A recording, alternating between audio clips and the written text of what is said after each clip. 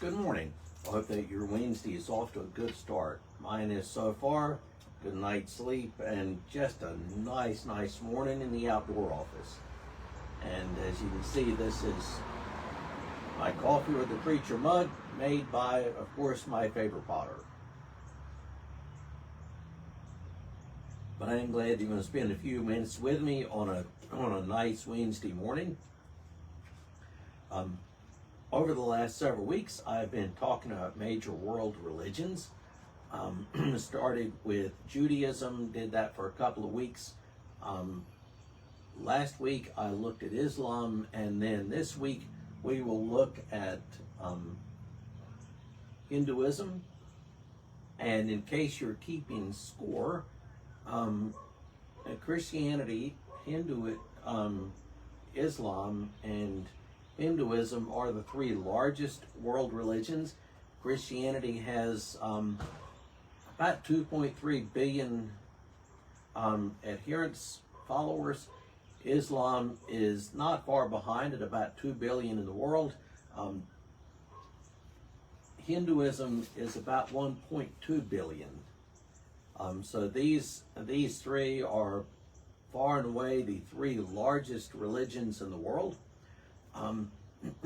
Hinduism is, which we'll talk about today, is conceptually very different from the Judeo-Christian view of the world, Judeo-Christian view of the universe and of life. It is conceptually very different. Depending upon how you categorize it, it is the oldest of the major religions.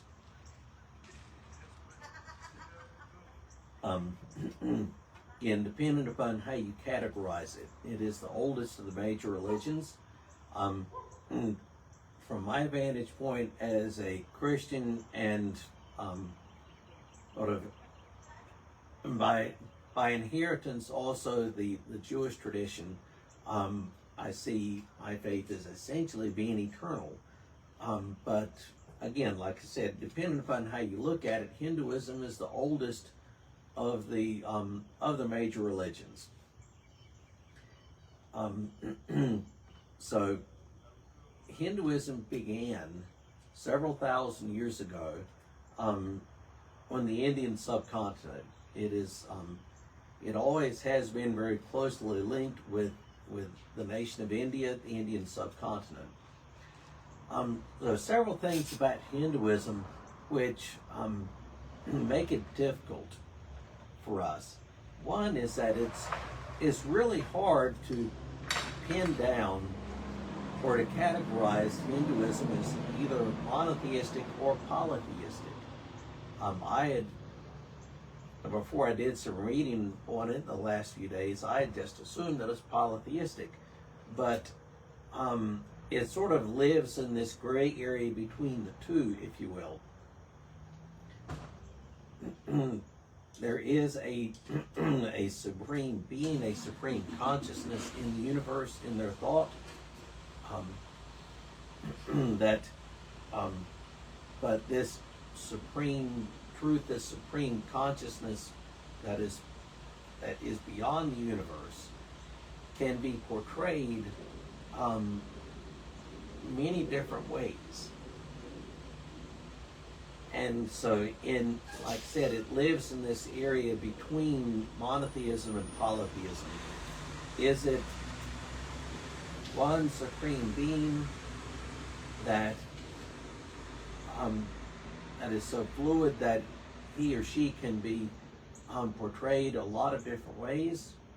Or is it a large number of various gods and goddesses? Like I said, that is something that is conceptually hard for us, particularly in the Judeo-Christian community, where it's hard and fast.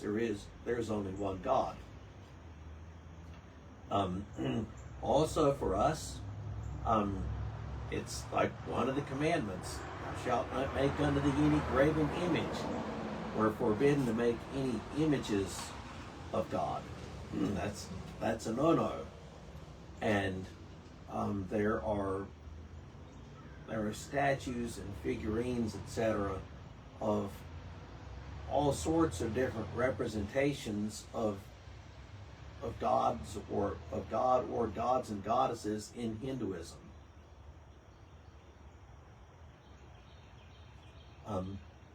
The Hindu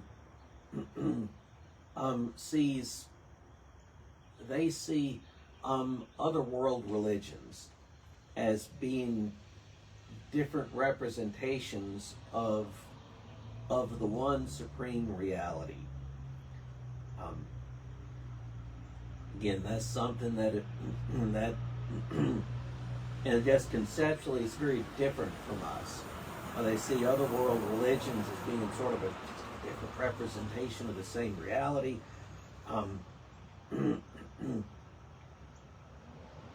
So some of the essentials of Hindu thought, their scriptures. Again, this is complex. They have a lot of different sacred texts. For us in the Christian world, there's the Bible. There is our canon, 39 books in the Old Testament, and 27 in the New Testament. That's what it is. Judaism, they have the Tanakh, which essentially is our Old Testament. Then they have other recorded writings, the Mishnah, the Talmud, etc. But in terms of canonical writing, it's the Tanakh, which equates to our Old Testament. Islam has the Quran. But Hinduism has a lot of sacred texts. And the Hindu sacred texts are divided into two broad categories. The Vedas, which are revealed, they were divinely revealed to ancient, almost primordial sages. The Vedas, and there are a number of them, which are divine origin and revealed to ancient sages. And then you have the revealed texts. Then you have the remembered texts. You have the revealed texts, which are the Vedas, divine origins given to ancient sages, and you have remembered texts, and these are written by humans. Probably the most famous of these, the Bhagavad Gita, that focuses on Krishna, the god Krishna. So some essentials of Hinduism. The general name for God is Brahman. And the general name for the divine within us is Atman. They have a concept of Dharma, which is the basic way of righteousness. It is the basic way of righteousness in this setting, at this time. What is the righteous thing to do? Dharma is, if I understand it right, is sort of context dependent. So given this time period, given this place, what is the righteous thing to do? So there's Dharma, which is the basic way of righteousness. And then another concept, which sounds similar, karma. They have Dharma and karma. And karma is a term we and a lot of people in the world have heard of it. It is the essence of it is that actions have consequences. And it's not so much a system of divine rewards, that if you do this, God will reward you with that. It's more something along the lines of what goes around comes around. So if you help somebody change a tire, see somebody stuck in the side of the road, and you stop and help change their tire, that something good is going to happen to you because you did that. And this, like I said, it's not strictly speaking divine rewards, but it's as a general rule, as a principle. If you help somebody change a tire on Tuesday, something good is going to happen to you because he did that next week or maybe next year. And you could think of any number of other examples for that. It's what goes around comes around.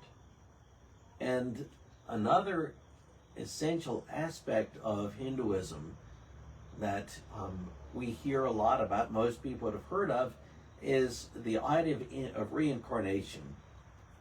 The eternal soul, the Atman, is freed from the body upon death and is reborn into other forms. So upon death, your Atman, your eternal soul, can be reborn into other people, an animal, even a plant, and this cycle is thought to continue. This cycle of reincarnation over and over and over again is thought to continue until you have, or is been freed from it. Till you've been freed from it. Now there are a couple of aspects of Hinduism that have sort of seeped into popular culture, and they are, of course, karma and reincarnation. And I've even heard Christians say that they believe in both of these terms, even though they are both not at all Christian, either in origins or in concept. But you can hear Christians say that they believe in both karma and reincarnation. And of course, neither concept is Christian at all, either in concept or in origin. And next week, I'm going to take a look at the fourth largest major world religion, that'd be Buddhism. And Buddhism is very similar to Hinduism. It's different, but it shares some common terminology. And so that'll be next week. And I'm glad you're spending a few minutes with me this morning. And if you're watching on YouTube, click like, subscribe. And if you are in Hamlet and want a good church to go to, come see me at either First United Methodist or Fellowship United Methodist on Sunday mornings. Have a good Wednesday.